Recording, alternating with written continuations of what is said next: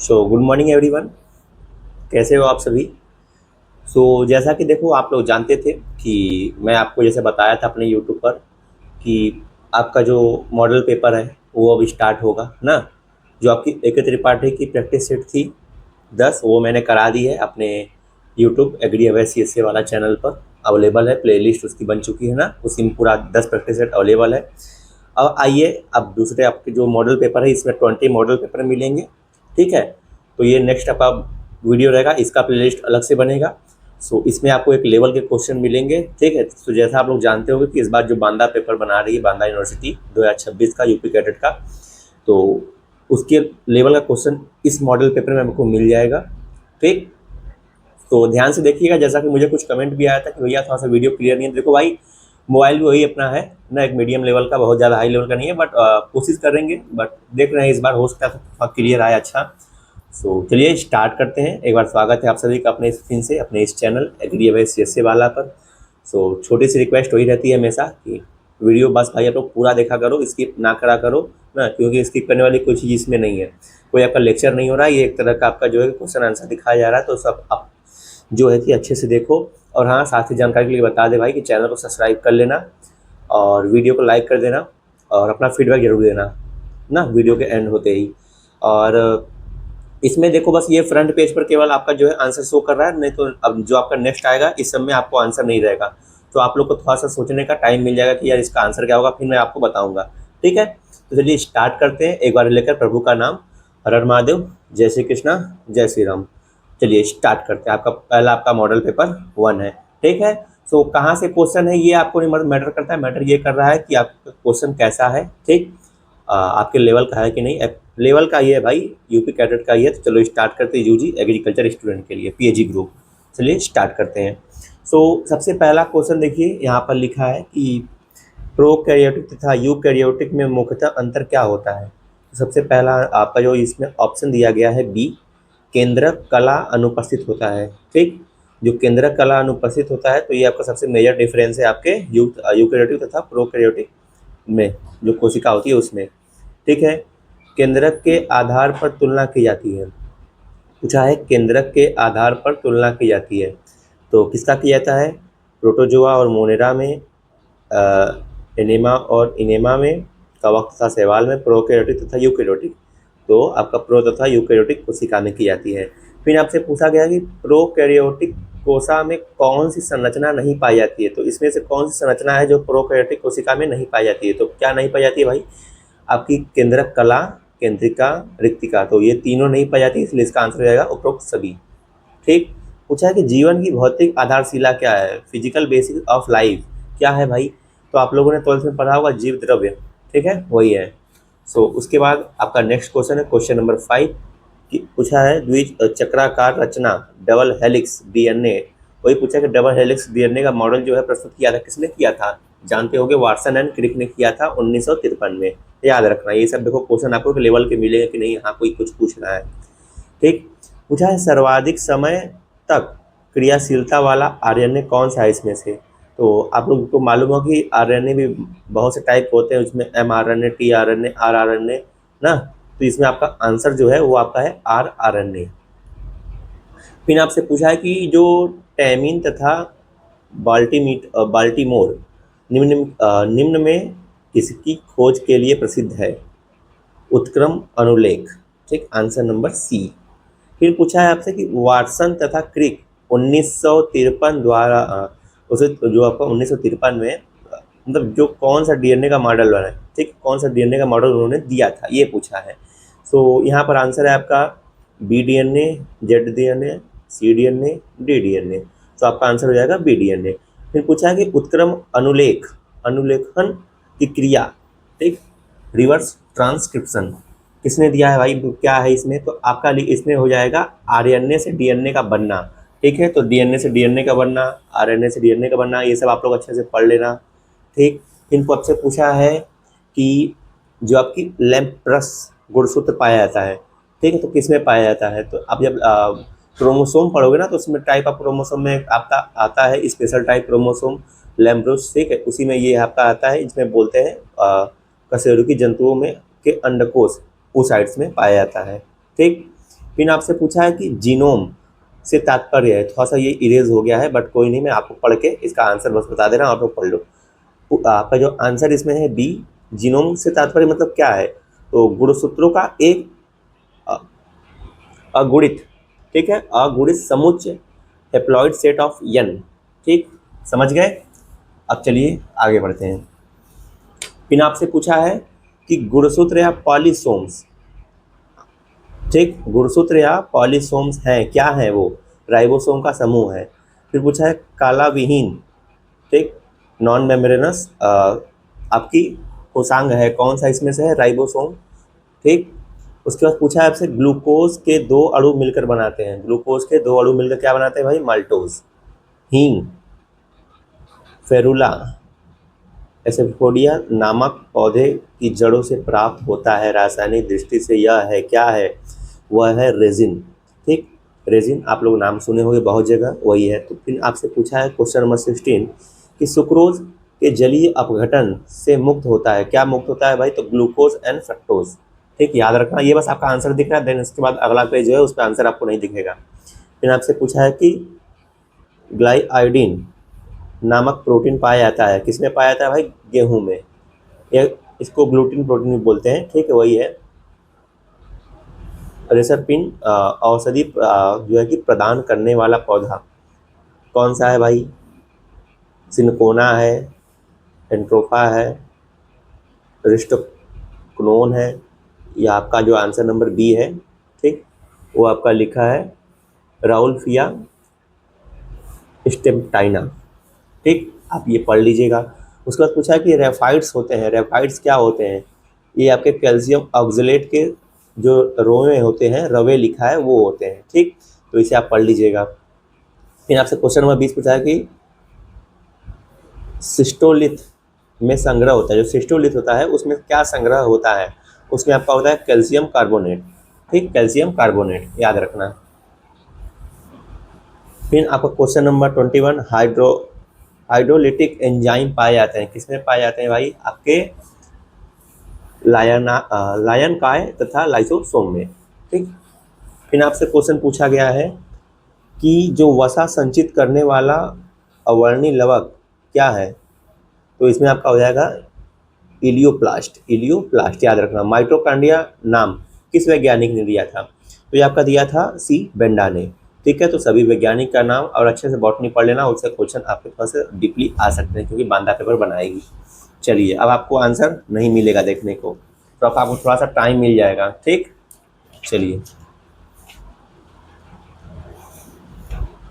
Question दिख रहा है क्लियर, उम्मीद कर रहे हैं दिख रहा होगा, जहाँ तक कोशिश है अपनी ना। आपसे पूछा है क्वेश्चन नंबर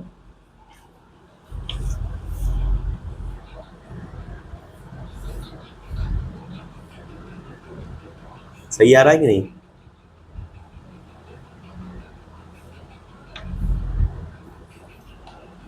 तो सही आना चाहिए। ठीक है, ओमिन सेलुलोज, सेलुला, ओमिन सेलुला, इस सेलुला कहाँ है, कहाँ था। ठीक है, तो आप इसका आंसर बताइए मुझे, अगर आपको मालूम हो तो, नहीं तो फिर हम बताते हैं। मैं थोड़ा सा ट्राई कर रहा हूँ और इसको बेस्ट करने की ना, तब तक आप थोड़ा सा इसका आंसर बताइए मुझे। चलिए, अब ठीक आ रहा है, बेटा तो ठीक तो है।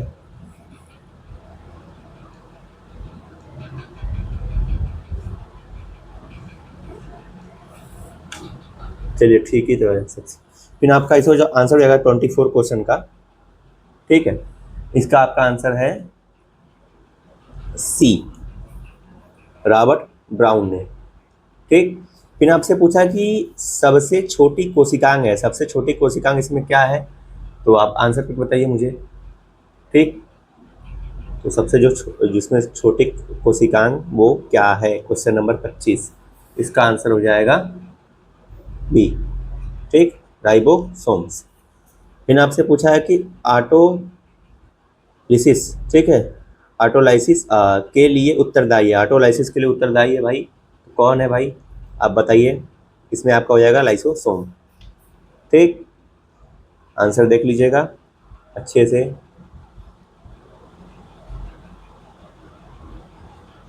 ठीक है, किस दशा में गुणसूत्र के दोनों भाग और दोनों भुजाएं समान होती हैं, इसका आंसर बताइए। पूछा है किस दशा में गुणसूत्र के दोनों भाग भुजाएं समान होती हैं, वो कौन सी दिशा होती है भाई, तो वह दशा होती है मध्य केंद्रीय या मेटासेंट्रिक।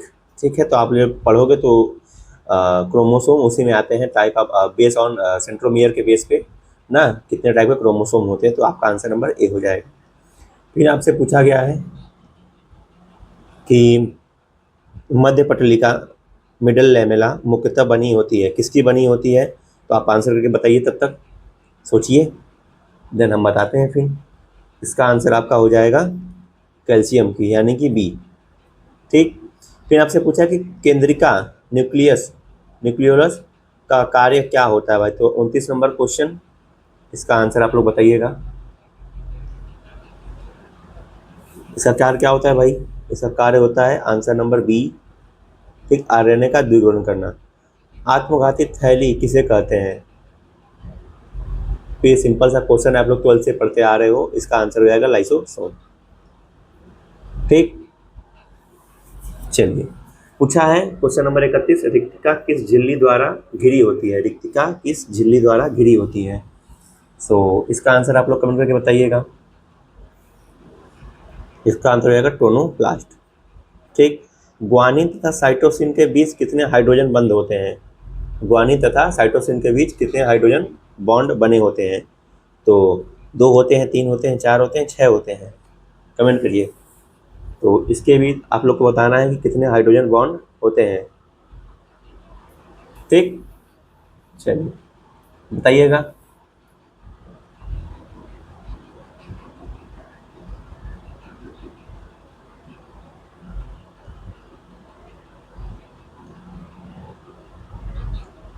आपका इसका आंसर हो जाएगा, जानते होंगे, एक आपका होता है एडेनिन और थाइमिन, ये जुड़ते हैं आपके जो है कि 2 हाइड्रोजन बॉन्ड से। ठीक है, इसमें ऐसे आप लोग डीएनए का स्ट्रक्चर पढ़े होंगे, और एक आपका ये होता है सी, ये आपका ट्रिपल बॉन्ड से जुड़ता है।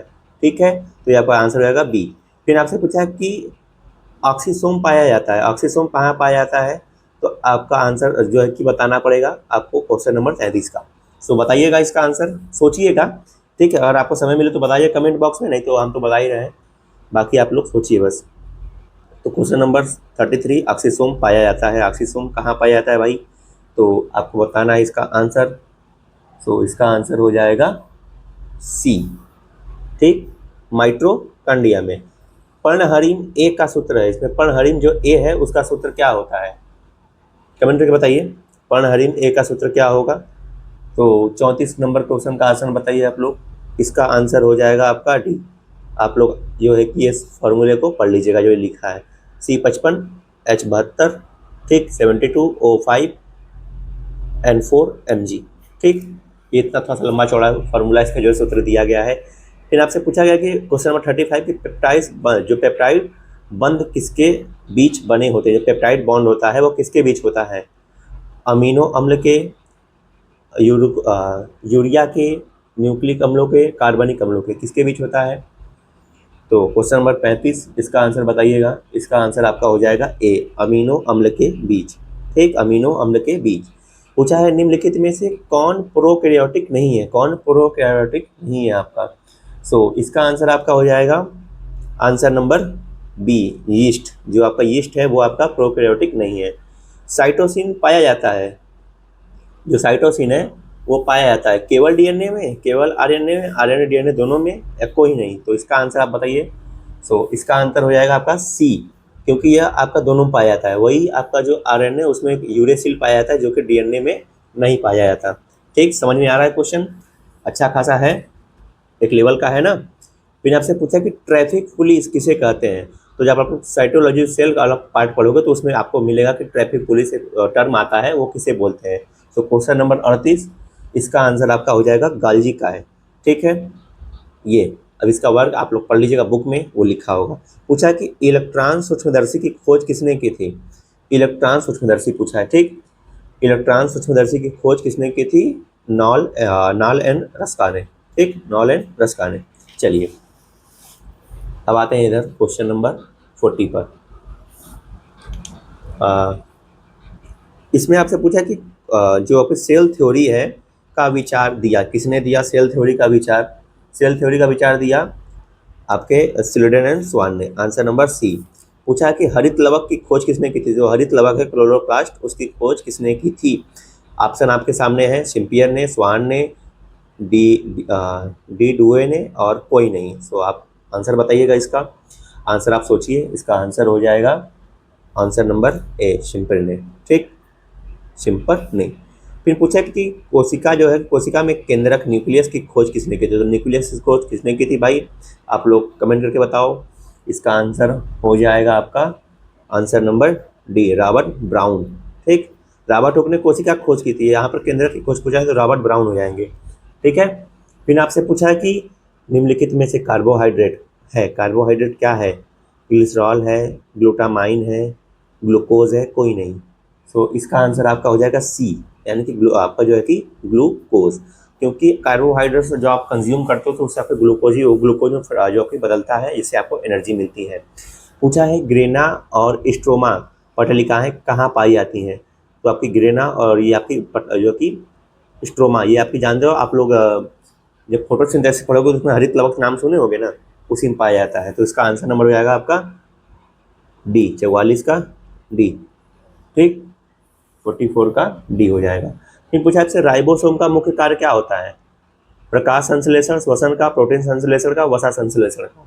तो नॉर्मल सी बात है, सभी लोग पढ़े होंगे। क्वेश्चन नंबर 45 का आपका आंसर नंबर प्रोटीन संश्लेषण का होता है। राइबोसोम का वर्क यही होता है। पूछा है कि कोशिका में कितने प्रकार के आरएनए पाए जाते हैं? सो जैसा कि आप लोग को बताया था ना कि mRNA, tRNA, rRNA यही पाए जाते हैं। तो जो आपका 46 है, क्वेश्चन नंबर 46, इसका आंसर हो जाएगा बी, 3 प्रकार के, ठीक। याद रखना ये चीज़, ऐसे क्वेश्चन पूछते हैं। पूछा है कि कोशा यानी कि जो सेल है वो सर्वप्रथम सूक्ष्मदर्शी द्वारा किसने देखा? जो सर्वप्रथम सेल को सूक्ष्मदर्शी द्वारा, माइक्रोस्कोप द्वारा किसने देखा, किस साइंटिस्ट ने देखा? सो क्वेश्चन नंबर 47, इसका आंसर आपका हो जाएगा बी, रॉबर्ट हुक ने, क्योंकि इन्होंने सबसे पहले खोज किया था तो इन्होंने ही देखा होगा भाई ना, तभी तो खोज किया। फिर पूछा कोशिका में सबसे बड़ा कोशिकांग कौन सा होता है भाई? माइटोकॉन्ड्रिया, गोल्गी काय, प्लास्टिड्स, लोमासोम्स।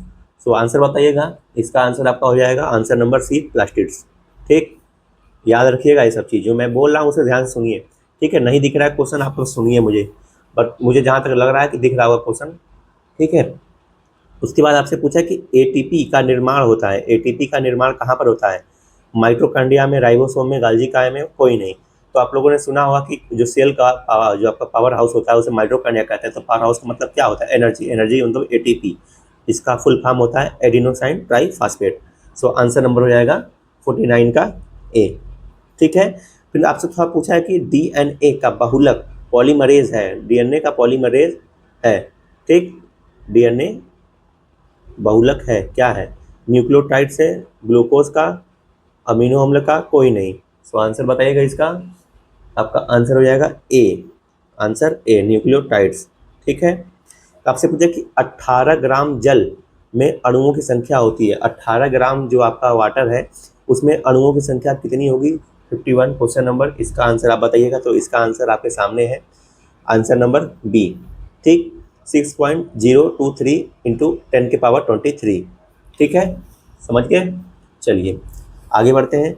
आपसे पूछा है कि सल्फ्यूरिक अम्ल जो H2SO4 होता है का तुल्यांकी भार कितना होता है? तो ये क्वेश्चन भी बहुत फेमस है, हमेशा पूछा जाता है, ठीक है, आपके यूपी कैडेट एग्जाम में, साथ ही आपके बोर्ड एग्जाम दोनों में। तो इसका आंसर आप एक बार ढूंढिएगा इसमें, ठीक है। सो इसका आंसर आप ढूंढिए, क्वेश्चन नंबर 52, इसका आंसर हो जाएगा आपका आंसर नंबर ए, 49। फिर आपसे पूछा कि एसिटिक अम्ल की क्षारिकता होती है, जो एसिटिक अम्ल होता है उसकी क्षारिकता कितनी होती है? 53 क्वेश्चन नंबर, ठीक। इसकी आपका क्षारिकता होती है वो होती है, आंसर नंबर आपका हो जाएगा बी, यानी कि 1, ठीक। फिर आपसे पूछा गया है कि गोबर से गैस बनाने गोबर से गोबर गैस बनाना किस प्रकार का परिवर्तन है, कैसा परिवर्तन है। आप लोगों ने परिवर्तन पढ़ा होगा, तो उसी में पूछा है कि कौन सा परिवर्तन है, रासायनिक परिवर्तन है, भौतिक परिवर्तन है, ऊर्ध्वापातन है, क्या है। तो आंसर बताइए इसका 54 का, इसका आंसर हो जाएगा ए, रासायनिक परिवर्तन है। ठीक है, ऊर्ध्वापातन क्या है आप कमेंट करके मुझे बताइए ऊर्ध्वापातन क्या होता है। ठीक है, वाष्प घनत्व तथा अणुभार में संबंध होता है। वाष्प घनत्व तथा अणुभार में संबंध कैसा होता है भाई, कौन सा संबंध होता है, तो इसका आंसर नंबर हो जाएगा ए। ठीक, अणुभार बराबर वाष्प घनत्व इंटू 2। चलिए अब इधर आते हैं हम लोग।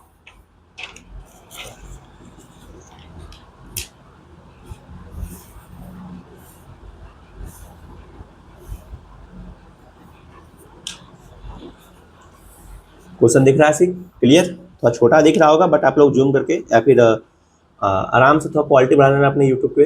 ठीक है, वीडियो का आपको क्लियर दिखेगा। पूछा है कि बर्फ का वाष्प में बदलना कहलाता है, जो बर्फ का वाष्प में बदलना क्या कहलाता है।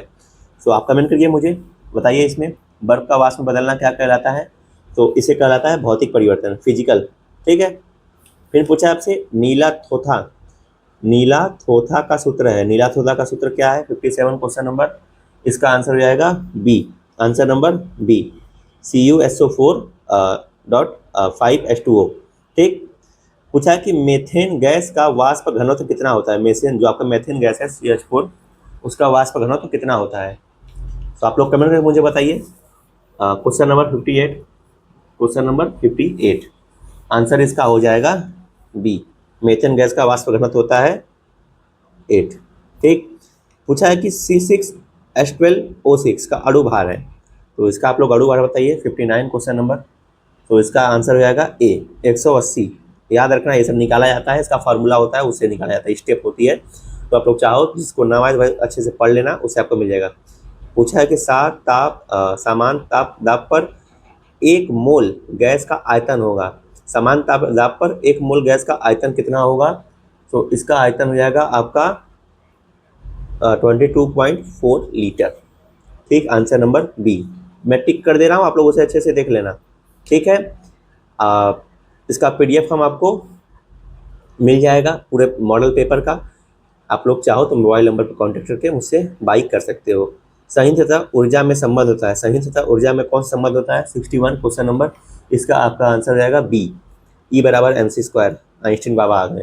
ठीक, निम्नलिखित में से कौन मिश्रण है, निम्नलिखित में से कौन मिश्रण है, नीला थोथा, नौसादर, कार्बन डाइऑक्साइड, समुद्र जल, कौन सा इसमें मिश्रण है भाई। ठीक है, थोड़ा सा दिमाग लगाओ, मालूम चल जाएगा आंसर। तो इसका आंसर हो जाएगा आपका डी, समुद्र का जल। ठीक है, आंसर नंबर डी। फिर आपसे पूछा कि निम्नलिखित में से कौन मिश्रण है, फिर वही क्वेश्चन पूछा कि निम्नलिखित में से कौन मिश्रण है।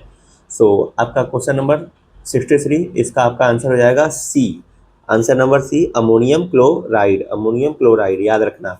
पूछा कि ऊर्ध्वापातन का उदाहरण, जैसा कि आप लोग से मैंने अभी क्वेश्चन पूछा था, तो पूछा कि ऊर्ध्वापातन का उदाहरण है, ऊर्ध्वापातन का उदाहरण क्या है भाई, लोहे का चुंबक बनना, नौसादर को गर्म करना, दूध से दही बनना, बल्ब का जलना। सो आंसर नंबर हो जाएगा इसका आपका डी, नौसादर का जलना। ठीक, फिर आपसे पूछा गया है कि ऊर्ध्वापातन का उदाहरण फिर है, फिर आपसे दूसरा क्वेश्चन पूछा कि ऊर्ध्वापातन का उदाहरण है कपूर का, जो आपका कपूर है उसका उड़ना, लोहे से चुंबक का बनना, जल का वाष्प होना, दूध से दही बनना। सो इसका आंसर आप लोग बताइएगा। सो इसका आंसर आपका हो जाएगा 65 का ए, कपूर का उड़ना। ठीक, कपूर का उड़ना। पूछा है निम्नलिखित में से कौन सा मिश्रण है, निम्नलिखित में से कौन सा मिश्रण है, नीला थोथा, वायु, यूरिया, कार्बन डाइऑक्साइड। आंसर करिए आप लोग 66 क्वेश्चन नंबर 66, इसका आंसर हो जाएगा आपका यूरिया। ठीक है, NH2CO NH2। यूरिया कैसी खाद है आप लोग कमेंट करके मुझे बताइएगा। ये सब चीज़ मैं जो पूछता हूँ भाई उसे कमेंट करके बताया करो यार, आप लोग की थोड़ी सी जो है कि प्रैक्टिस होती रहेगी ऐसे। ठीक है, बिना देखे बताया करो, अगर आप लोग को आता हो तो उसके बाद नहीं आता तो कोई बात नहीं, आप लोग रिवीजन करो, तब अभी आप लोग का, इसीलिए तो मैं ये आपको ये जो है कि प्रैक्टिस सेट ये मॉडल पेपर करवा रहा हूँ कि आप लोग को मालूम चले कि आप लोग का वीक जो है पॉइंट कहाँ पर है। ठीक है, तो चलिए आगे बढ़ते हैं। 67 क्वेश्चन नंबर, किसी भी रासायनिक अभिक्रिया में न तो द्रव्य नष्ट होता है और न ही किसी द्रव्य का निर्माण होता है, केवल द्रव्य का रूप बदला जाता है। यह नियम किसने दिया था, यह नियम है ना यह नियम कौन सा नियम है भाई? पदार्थ का अविनाशिता का नियम है, स्थिर अनुपात का नियम है, गुणित अनुपात का नियम है, तुल्य अनुपात का नियम है। ठीक है, तो आप लोग इसका आंसर बताइए 67 नंबर, क्वेश्चन नंबर 67। इसका आंसर हो जाएगा आपका पदार्थ का अविनाशिता का नियम। क्वेश्चन आपका जो इसका आंसर हो जाएगा ए। ठीक, पूछा है आपसे, ठीक दिख रहा है, पूछा कि गुणित अनुपात के नियम का सर्वप्रथम प्रतिपादन किसने दिया, मतलब किया। गुणित अनुपात के नियम का सर्वप्रथम प्रतिपादन किसने किया? Question number 68। इसका आंसर आप लोग बताइए। इसका आंसर हो जाएगा डाल्टन ने। ठीक, क्वेश्चन आपका जो आंसर नंबर बी। पूछा है कि स्टेनस सल्फाइड का सूत्र है, स्टेनस सल्फाइड का सूत्र है 69, क्वेश्चन नंबर 69। इसका आंसर हो जाएगा आपका डी, आपका आंसर नंबर डी। ठीक, ऐसे याद रखिएगा। फिर आपसे पूछा है कि अमोनियम मूलक की संयोजकता होती है, अमोनियम मूलक की संयोजकता होती है, कितनी होती है भाई? तो क्वेश्चन नंबर आपके सामने है 70, इसका आप लोग आंसर करिएगा। तो इसका आंसर आपका आएगा क्वेश्चन नंबर 70 का 1। ठीक, आपसे पूछा है कि अमोनियम आपका जो है AlN यानी कि अमोनियम एल्युमिनियम नाइट्रेट में एल्युमिनियम की संयोजकता कितनी होती है। ठीक, आपके क्वेश्चन नंबर 71 इसका जो है कि आंसर आपको बताना है, तो इसका आंसर आपका हो जाएगा आंसर नंबर सी यानी कि 3। ठीक, फिर आपसे पूछा कि अमोनियम सल्फेट जो है कि आपका ये अल्युमिनियम सल्फेट में अल्युमिनियम की संयोजकता फिर आपसे पूछा गया है। सो क्वेश्चन नंबर 72 इसका आपको आंसर बताइए। सो इसका आंसर आपका हो जाएगा आंसर नंबर बी +3 याद रखना। ठीक है, आपसे पूछा कि एक धातु में नाइट्रेट का सूत्र ये है, तो धातु इसी धातु के फास्फेट का सूत्र क्या होगा? ऐसे क्वेश्चन आते हैं, हमारे टाइम में भी ऐसे क्वेश्चन पूछे थे। ठीक, तो ये सब रिवीजन कर लोगे तो आपको बेनिफिट बहुत मिलेगा। ठीक है, तो क्वेश्चन नंबर 73 इसका आप लोग आंसर बताइए। इसका आंसर हो जाएगा आपका ये क्वेश्चन नंबर 73, इसका आंसर हो जाएगा आपका सी। ठीक, N3PO4 का होल ट्वाइस। ठीक, ऐसे आप लोग आंसर देख सकते हो, आंसर क्लियर दिख रहा होगा मेरे अनुसार। चलिए आगे आपका क्वेश्चन पूछा गया कि एल्युमिनियम नाइट्रेट का सही सूत्र है, एल्युमिनियम जो नाइट्रेट है उसका सही सूत्र इसमें क्या होगा? ठीक, ऑप्शन दिख रहा है आप लोग को? हाँ दिख रहा है, बस मैं आप लोग को रीड कर दे रहा हूँ। ठीक है, Al3N2 Aln Al2N3 Al4N2। ठीक, ऑप्शन सुन लिया, तो आप इसका आंसर बताओ। तो इसका आंसर आप लोग 74 क्वेश्चन नंबर, इसका आंसर आप लोग का होगा बी। ठीक, एल्युमिनियम जो नाइट्रेट है इसका आंसर हो जाएगा Aln। एक धातु में सल्फेट का सूत्र ये है M2SO4 का जो है कि ये। ठीक है, तो इसी धातु के फास्फेट का सूत्र क्या होगा? ठीक, ऐसे ही क्वेश्चन पूछते हैं भाई घुमा फिरा के हल्का सा। तो अगर आप लोग बस थोड़ा सा पढ़े होगे बेसिक अच्छे से, तो आप लोग ये है कि क्लियर कर लोगे। 75 क्वेश्चन नंबर, तो इसका आंसर हो जाएगा B, answer number B MPO4 answer number B. एक माइक्रोन तुल्य है, एक माइक्रोन तुल्य है, तो क्या है आपका? इसमें आंसर बताइए 76 का। इसका आंसर हो जाएगा सी, आंसर नंबर सी 10⁻⁻6 मीटर। बल आघूर्ण की विमाएँ हैं, बल आघूर्ण की विमाएँ हैं। ठीक, पढ़िए ध्यान से, बल आघूर्ण की विमाएँ हैं। Question number 77, question number 77 answer number A. ठीक है, पूछा है कि आंसर नंबर ए होगा। ठीक है, याद रखना। सर्वात्रिक गुरुत्वाकर्षण नियतांक जी की विमाएँ हैं, सर्वात्रिक गुरुत्वाकर्षण नियतांक जी की विमाएँ हैं। क्या है इसमें? 78, क्वेश्चन नंबर 78, इसका आंसर हो जाएगा बी। ठीक, पढ़ लेना। पूछा शक्ति की विमा है। ठीक है, जो आपका सब विमा होता है SI मात्रक होता है। ठीक है, MKS पद्धति का जो मात्रक होता है, सूत्र होता है, ये सब अच्छे से पढ़ लेना। शक्ति का विमा है 79, क्वेश्चन नंबर 79, इसका आंसर हो जाएगा ए। ठीक, पूछा है कि दाब का विमीय सूत्र है, दाब का विमीय सूत्र है, दाब का विमीय सूत्र है, क्वेश्चन नंबर 80, इसका आंसर हो जाएगा आपका B, answer number B. SI में मूल मात्रकों की संख्या होती है, तो जैसा आप लोग को देखो अभी मैं बता रहा था SI मात्रक, तो उसी पूछ दिया कि SI में मूल मात्रक की संख्या होती है SI में, तो ये वो चीज़ नहीं है, ये आपका एक कंपाउंड है, वो पूछा है कि इसमें SI में मूल मात्रकों की संख्या होती है, क्वेश्चन नंबर 81, इसका आंसर हो जाएगा आपका D 7। ठीक है, दूरी के संबंध में कौन सा कथन जो कि असत्य है? तो इसमें आपको अथन जो इसमें देखिए सब स्टेटमेंट दिए गए हैं, आपको बताना है कि इसमें कौन सा गलत है। ठीक है, तो इसका मान ऋणात्मक नहीं हो सकता, इसका मान शून्य नहीं हो सकता, इसका मान समय के साथ घट नहीं सकता, इसका मान विस्थापन के परिणाम से कम नहीं हो सकता। तो आंसर बताइएगा 82 क्वेश्चन नंबर का। तो इसका आंसर हो जाएगा आपका बी, आंसर नंबर बी, इसका मान शून्य नहीं हो सकता। ठीक, फिर आपसे पूछा गया है कि एक कार डी दूरी v1 चाल से तथा इससे आगे डी दूरी v2 चाल से तय करती है, गति की अवधि में कार की औसत चाल है। तो औसत चाल क्या है? आपको ये फॉर्मूला ये मतलब इससे पुटअप बताना है कि इसमें कौन सा बनेगा। ठीक, तो आपके पास आंसर ये 4 दिए गए हैं, आपको बताना है इसमें से कौन सा आंसर सही है। सो क्वेश्चन नंबर कौन सा है भाई? 83। तो 83 का आप लोग आंसर बताइए मुझे। इसका आंसर आपका हो जाएगा D, answer number D.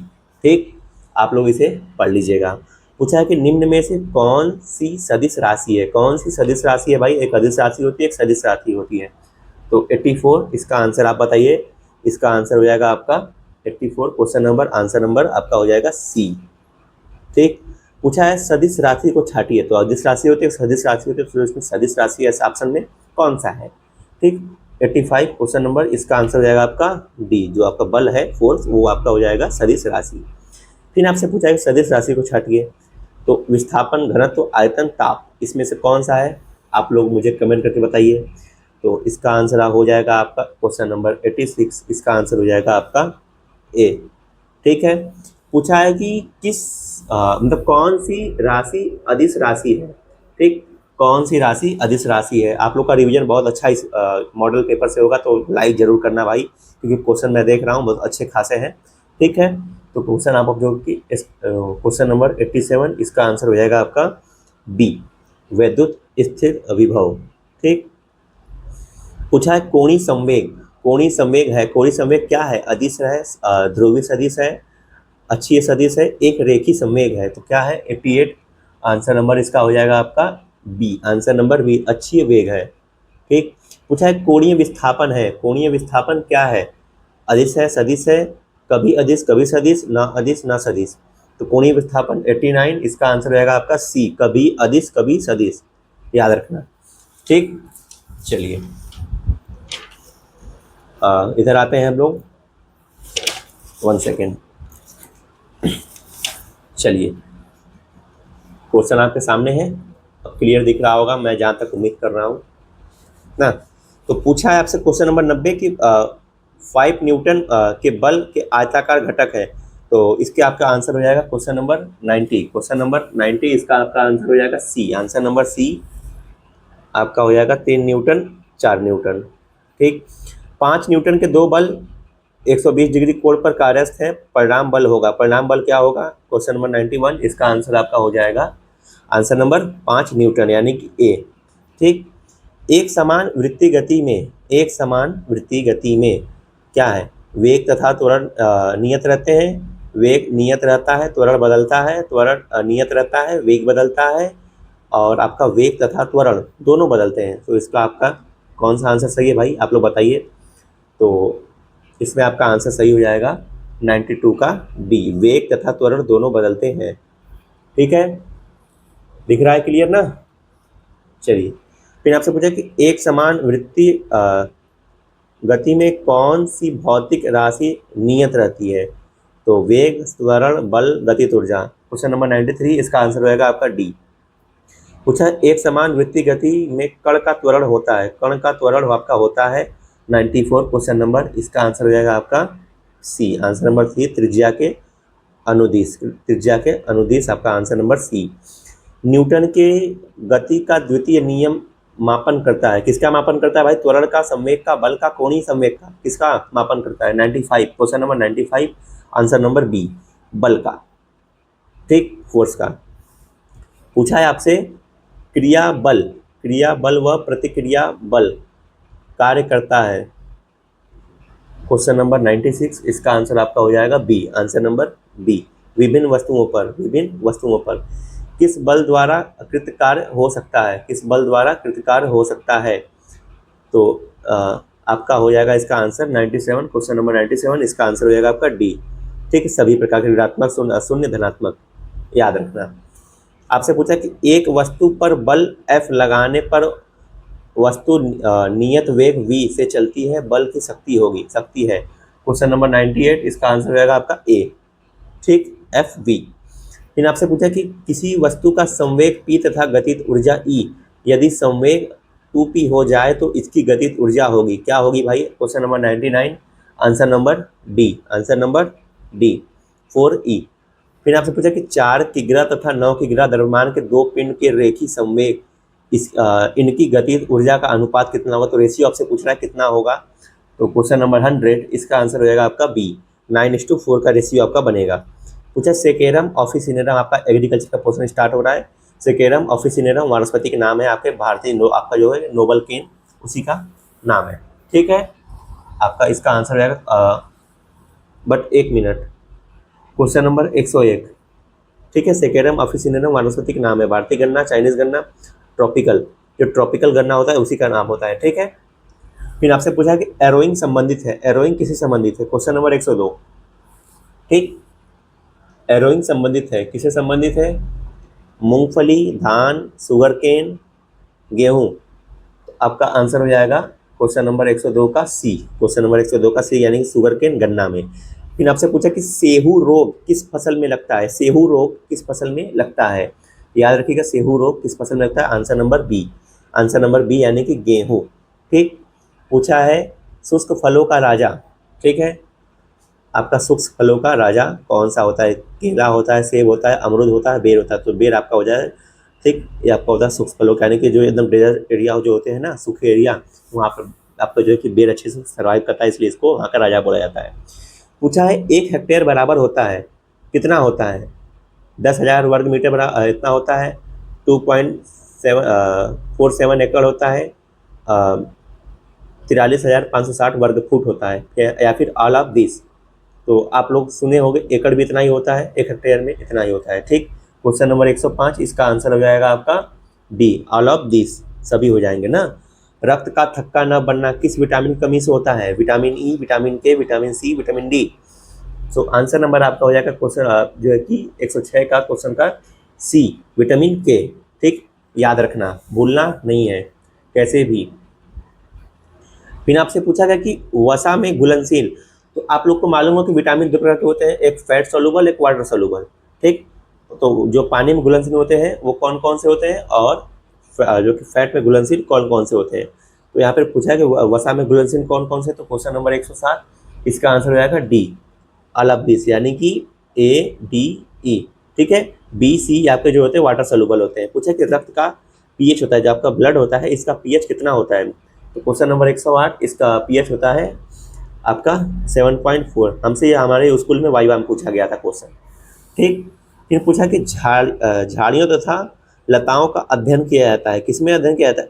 Apiculture, floriculture, arboriculture, all of this. तो आर्बोरिकल्चर होता है इसमें किया जाता है, आंसर नंबर आपका ये हो जाएगा सी।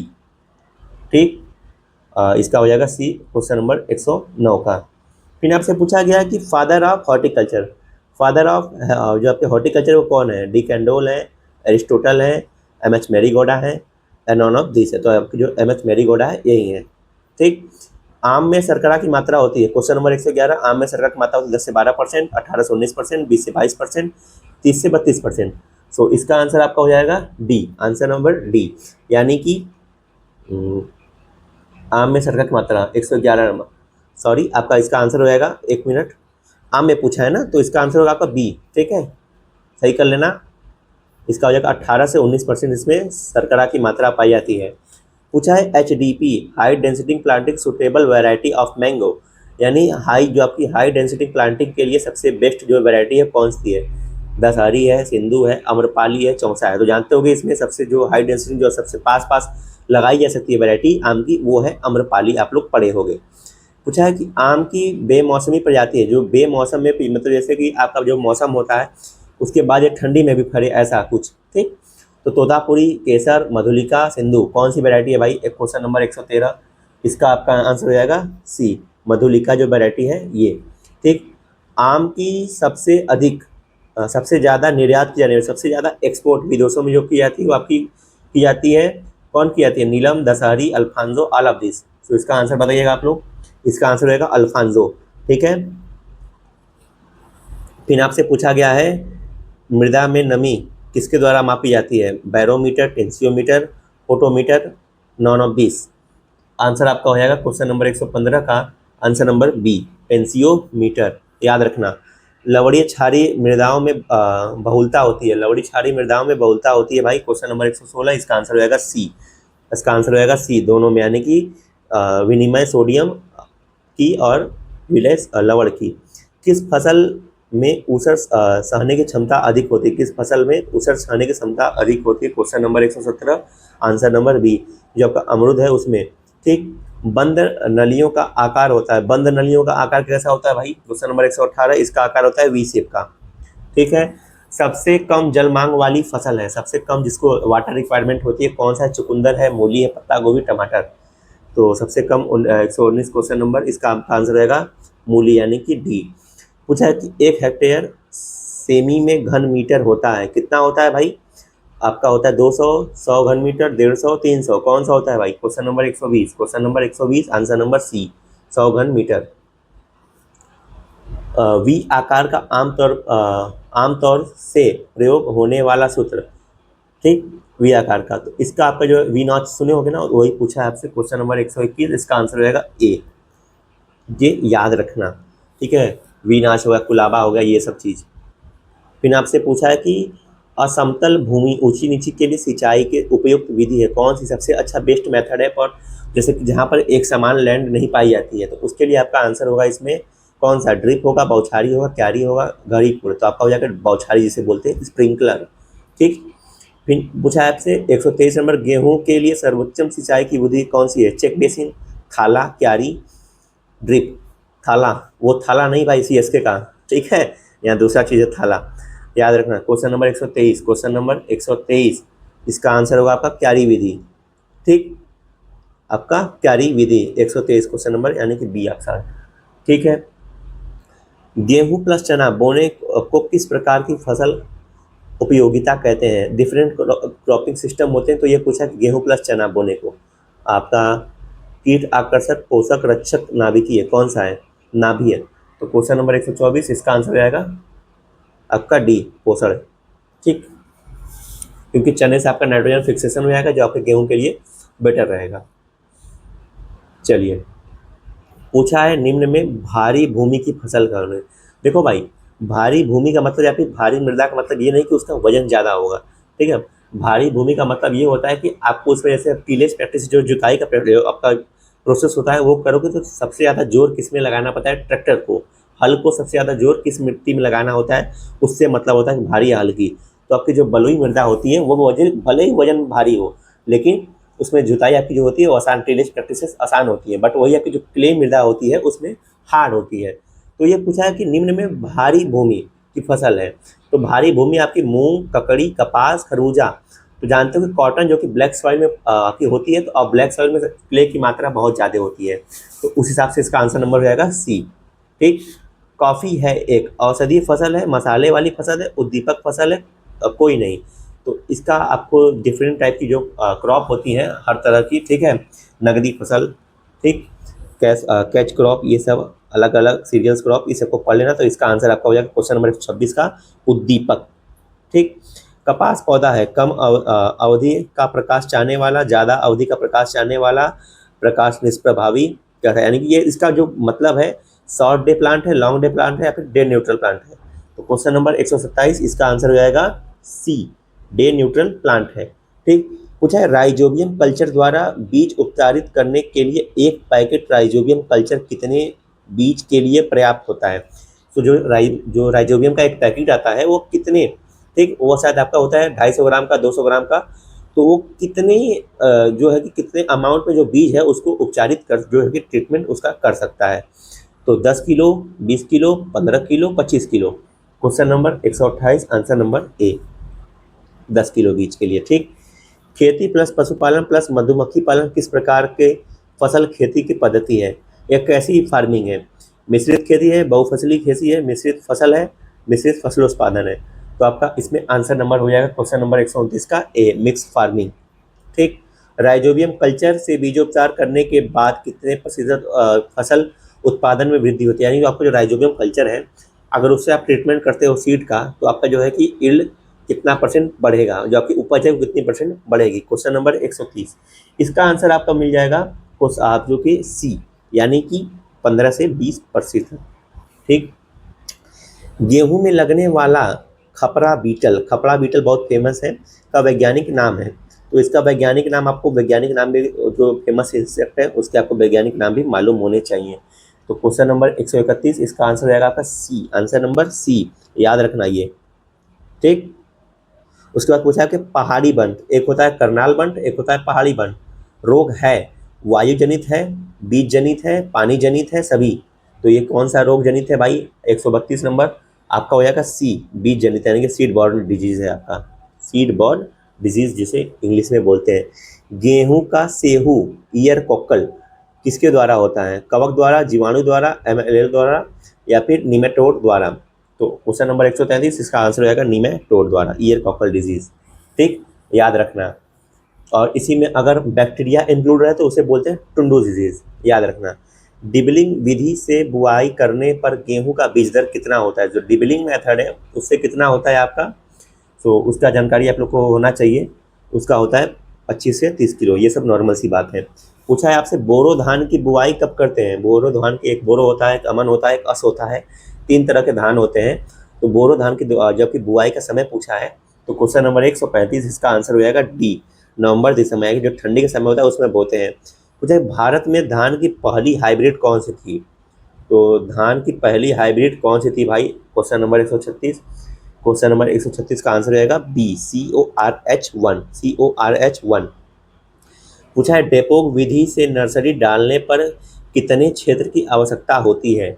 जो डेपोक मेथड है वो एक राइस कल्टीवेशन में एक मेथड होता है नर्सरी तैयार करने का, उसका सीडलिंग तैयार करने का। तो वो कितना उसको रिक्वायर होता है 1 हेक्टेयर खेत के लिए? तो ये आपका होता है क्वेश्चन नंबर 137, इसका आंसर हो जाएगा सी, क्वेश्चन नंबर 137 का आंसर 25 से 30 स्क्वायर मीटर। ठीक। एक हिल में धान के पौधों की संख्या होती है, वो मैटर करता है वैरायटी टू वैरायटी और कौन से मेथड से आप इसमें ट्रांसप्लांटिंग कर रहे हो उससे। ठीक। बट यहाँ पर जो ऑप्शन दिया है उसके हिसाब से आपको नॉलेज होना चाहिए कि एक जो जर्नल होता है वो कैसा हो, मतलब जनरली कितना हिल, एक हिल पर कितने जो होगी पौधे ट्रांसप्लांट किए जाते हैं। ठीक। तो क्वेश्चन नंबर 138, इसका आंसर आपका हो जाएगा 4 से 5, यानी कि बी। पूछा है कि जीवाणु धारीदार रोग के नियंत्रण के लिए किस रसायन का BLB प्रयोग करते हैं? Carbendazim, zinc sulphate, streptomycin, Bavistin. So question number 139, इसका आपका आंसर हो जाएगा C, answer number C, streptomycin, cycline है, सॉरी यहाँ पर लिखा है स्ट्रेप्टोसाइक्लिन, याद रखना, इसको सुन लेना अच्छे से। पूछा है SIR पद्धति में पौधों की आयु होनी चाहिए ट्रांसप्लांटिंग के लिए। तो सबसे पहले आपको मालूम है कि SIR क्या है और कहाँ पर यूज होता है। तो ये आपका इसका फुल फॉर्म होता है सिस्टम ऑफ राइस इंटेंसिफिकेशन। ठीक, ये शायद मेडागास्कर से आया था और पूछा ये आपके धान में यूज होती है, धान की खेती में। तो पूछा है कि क्वेश्चन नंबर 140 में कि ट्रांसप्लांटिंग के लिए इसको जो मिनिमम एज होनी चाहिए वो कितनी होनी चाहिए, जो आपका सीडलिंग है। तो इसका आंसर हो जाएगा क्वेश्चन नंबर 140 का ए, 10 से 12 दिन की। ठीक। सो आज अब ऐसे थोड़ा लंबा आपका लेक्चर चलेगा क्योंकि आपको लोग को थोड़ा सा अच्छे से समझाना है। बाकी क्वेश्चन भी एक लेवल का पूछा है ना, तो थोड़ा सा समय लगेगा, बट आप लोग बेटर रहेगा। थारपारकर गाय की नस्ल है, किसकी नस्ल है भाई? थारपारकर गाय कौन सी? द्विकाजी है, भारवाही है, दुधारू है, उपयुक्त में से कोई नहीं। तो क्वेश्चन नंबर 141, इसका आंसर आएगा बी, द्विकाजी, डुअल पर्पज है। बकरी का मध्य जो गेस्टेशन पीरियड होता है, मध्य चक्र पूछा है कि वो कितने दिन होता है? तो 18 से 21 दिन, 60 दिन, 24 से 48 घंटे, 1 से 3 दिन। तो question number 142, question number 142, answer number B, 18 से 21 दिन का, याद रखना। उस्मानाबादी बकरी की नस्ल है, उस्मानाबादी बकरी की नस्ल है, दुकाजी है, दुधारू है, मांस वाली है, ऊन वाली। तो question number 143, answer number B, द्विकाजी, डुअल पर्पस। याद रखना। फिर आपसे पूछा है कि बकरी के चारे राशन में खनिज की परसेंटेज मात्रा रखते हैं, कितने परसेंट रखते हैं भाई? Question number 144, answer number C. Answer number C 2.5%। Sahiwal cross किया गया है ब्राउन स्विस से। किस नस्ल का क्रॉस है यह? तो जो ये क्रॉस है साहिवाल और ब्राउन स्विस, तो इससे कौन सी डेवलप हुई?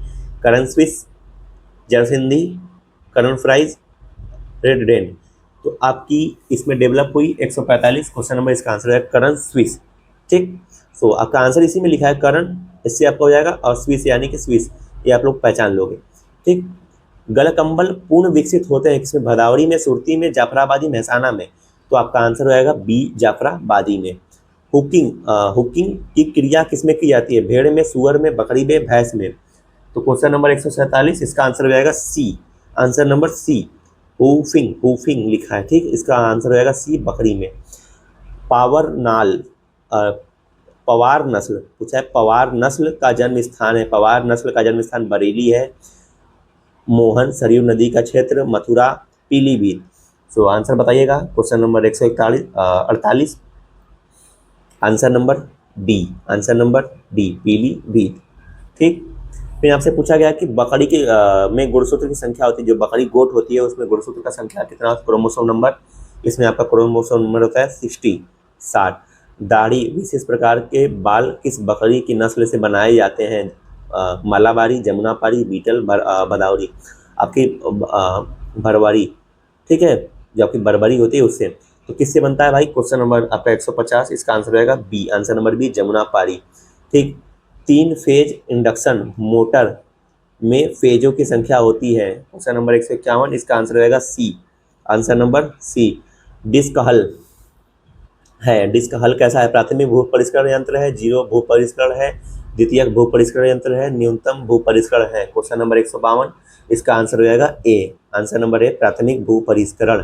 कितने डिग्री कोण पर इनटेक वाल्व खुलता है? कितने डिग्री कोण पर इनटेक वाल्व खुलता है? आप लोगों ने कृषि अभियंत्रण एग्रीकल्चर इंजीनियरिंग में ये पढ़ा होगा। क्वेश्चन नंबर 153, इसका आंसर हो जाएगा B, answer number B. Question number 153, answer number B, 225 degree पर। किसे हाफ टाइमिंग गियर बाल्ब कहते हैं? किसे हाफ टाइमिंग गियर बाल्ब कहते हैं? सो क्वेश्चन नंबर 154, इसका आंसर बताइएगा आप लोग। आंसर नंबर रहेगा कि camshaft, answer number B. Piston बना होता है एल्युमिनियम आयल का, एलायल का, ड्राफ्ट फोर स्टील का, इस्पात का, आयरन कास्ट आयरन का। तो किसका बना होता है? आपका क्वेश्चन नंबर 155, इसका आंसर हो जाएगा बी, ड्राफ्ट फोर स्टील का। ठीक, एक सिलेंडर डीजल इंजन में स्पिंडल छल्लों की संख्या होती है। Question number 156, answer number B, answer number B. Question number 156 का 3 से 5, 3 से 5। पिस्टन की रेखीय गति को चक्रीय गति में परिवर्तन करता है या करती है? कौन करती है? संयोजित छड़, पिस्टन पिन, क्रैंकशाफ्ट, सिलेंडर। ठीक, सिलेंडर ब्लॉक कौन करता है भाई? Question number 157, answer number B, answer number B, crankshaft, याद रखना। ठीक, सिलेंडर का कार्य क्या होता है? सिलेंडर का कार्य होता है इंजन को सुरक्षित रखना, गति प्रदान करना, कूलिंग सिस्टम होना, ए और बी दोनों। तो आपका आंसर हो जाएगा डी, ए और बी दोनों, कूलिंग सिस्टम होना, इंजन को सुरक्षित रखना। ठीक, तो आपका 158 क्वेश्चन कंप्लीट होता है। अब आते हैं अगले पेज पर। तो क्लियर दिख रहा है? उम्मीद कर रहे हैं आप लोग को और क्लियर अब दिख रहा होगा ना। वो पहला पेज था, ऐसे धीरे धीरे अब आप लोग को क्लियर होता जाएगा। पूछा है कि स्ट्रोक को कहते हैं, स्ट्रोक को कहते हैं, क्या कहते हैं भाई? पिस्टन द्वारा चली गई दूरी, पिस्टन द्वारा बीडीसी से टीडीसी तक चली गई दूरी, पिस्टन का व्यास कोई नहीं। आंसर नंबर हो जाएगा 159 का बी। ठीक, आंसर नंबर बी, याद रखना। संयोजित छड़ बना होता है, किसका बना होता है? ढलवा लोहे का, ड्राफ्ट फोर्ज स्टील का, इस्पात का, सिलिकॉन का। 160, question number 160, answer number B, याद रखना, ड्राफ्ट फोर्ज स्टील का। उत्तराखंड राज्य का गठन कब हुआ था भाई? उत्तराखंड जो राज्य है उसका गठन कब हुआ था? सो उसका गठन हुआ था आपका सन 2000 में। ठीक, उत्तर प्रदेश की राजधानी लखनऊ पूर्वतः कब से है?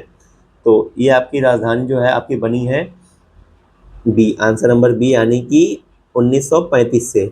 उत्तर प्रदेश का राजकीय वृक्ष है, अपने यहाँ जो प्रदेश है यूपी, इसका जो नेशनल जो है राष्ट्रीय जो है कि वृक्ष जो आपका पेड़ है वो कौन सा है? सो आपका हो जाएगा आंसर नंबर डी, सराका इंडिका। ठीक, ये कौन सा पेड़ आप लोग को ये गूगल पे सर्च करके पता कर लेना।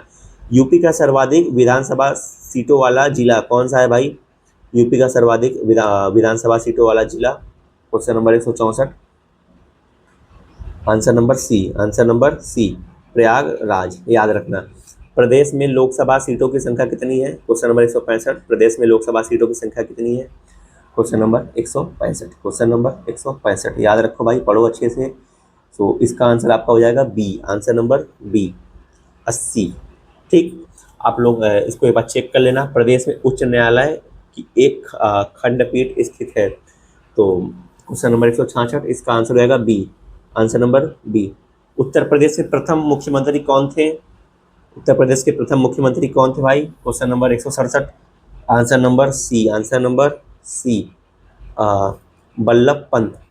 ठीक है, इन्हीं के नाम पर शायद आपका जो है जीबी पंत यूनिवर्सिटी बना है। उत्तर प्रदेश का भौगोलिक आकार है 168, क्वेश्चन नंबर 168, भौगोलिक आकार आंसर नंबर सी, लंबवत है।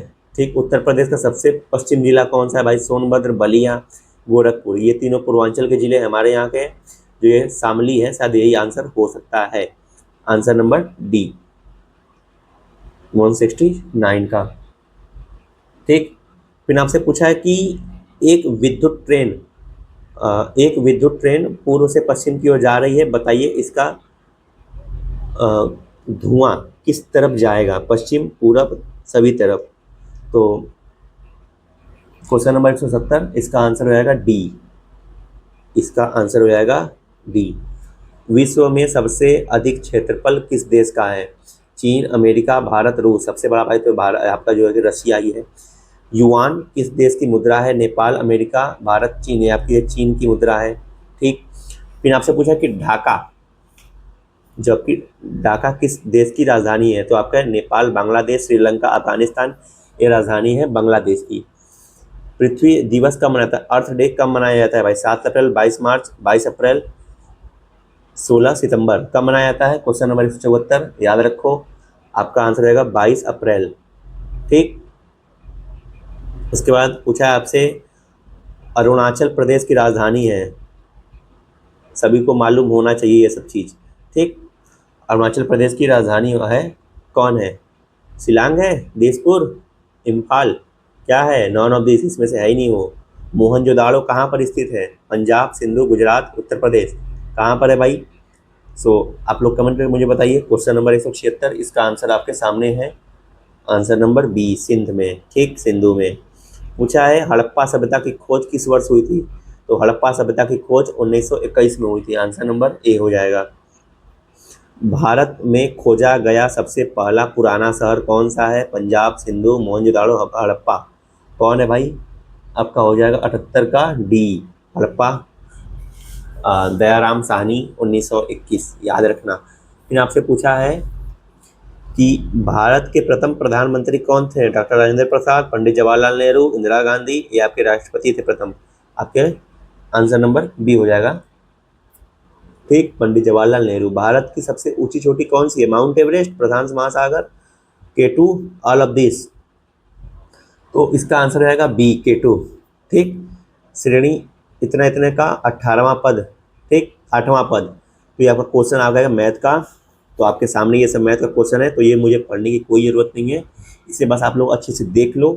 ठीक है, क्योंकि इसमें आपका यही अनवा पद, गुणोत्तर श्रेणी, समांतर श्रेणी, ठीक है, सर्वानुपात, यही सब पूछा जाता है। बहुलक हो गया, माध्य माध्यिका, ठीक है, यही सब देखो, अनवा पद, समांतर माध्य, यही सब पूछा गया। तो ये सब क्वेश्चन आपको सॉल्व करना पड़ेगा, ऐसे आप लोग को पढ़ने से नहीं होगा, ये रटने वाली चीज़ नहीं है। ठीक है, तो यहीं पर देखिए आपका क्वेश्चन नंबर 198 और 2 क्वेश्चन आपके इधर दिए गए हैं। ठीक है, ये भी मैथ के ही हैं, तो टोटल आपके 200 क्वेश्चन आज कंप्लीट होते हैं। ठीक, सो जो लोग भाई एंड तक जुड़े हैं सभी का अपने दिल से, तहे दिल से धन्यवाद। ठीक है, आप लोग जरूर फीडबैक अपना देकर जाइएगा कैसा लगा वीडियो। उम्मीद करते हैं आप लोग को ये वीडियो समझ में आया होगा। ये अपना मॉडल पेपर फर्स्ट था, ऐसे आपको तो 20 मॉडल पेपर मिलेंगे, प्लेलिस्ट में आपको एक लाइन से पूरे मिल जाएंगे। तो प्रॉपरली जो लोग कोचिंग कर रहे हो तो अच्छी बात है, कोचिंग के साथ भी आप लोग इसको देख सकते हो। साथ ही जो लोग कोचिंग नहीं कर रहे हो, सेल्फ स्टडी कर रहे हो, घर पर ही हो, उनके लिए तो और बेनिफिट रहेगा रिवीजन करने के लिए बेस्ट। ठीक, सो आपका भाई इतना मेहनत कर रहा है तो आप लोग भी थोड़ा सा सपोर्ट करना, लाइक करना, सब्सक्राइब करना। अपने जो भी दोस्त हैं जो भी बीएससी एग्रीकल्चर की तैयारी कर रहे हैं, चाहे वो यूपी कैट से कर रहे हो या फिर किसी अदर कॉलेज यूनिवर्सिटी की कर रहे हो, तो उनको ये वीडियो जरूर शेयर करना, उनकी तैयारी अच्छी हो जाएगी और अच्छी जगह एडमिशन हो जाएगा। ठीक है, सो धन्यवाद आप सभी का। अपने इस चैनल पे जुड़े रहिएगा, ठीक है, साथ ही चैनल को सब्सक्राइब जरूर करिएगा। चलिए चलते हैं, फिर मिलेंगे ऐसे ही अपने नेक्स्ट मॉडल पेपर में। आपका जो है कि मॉडल पेपर सेकंड रहेगा। तभी सभी का धन्यवाद। जय हिंद, जय भारत।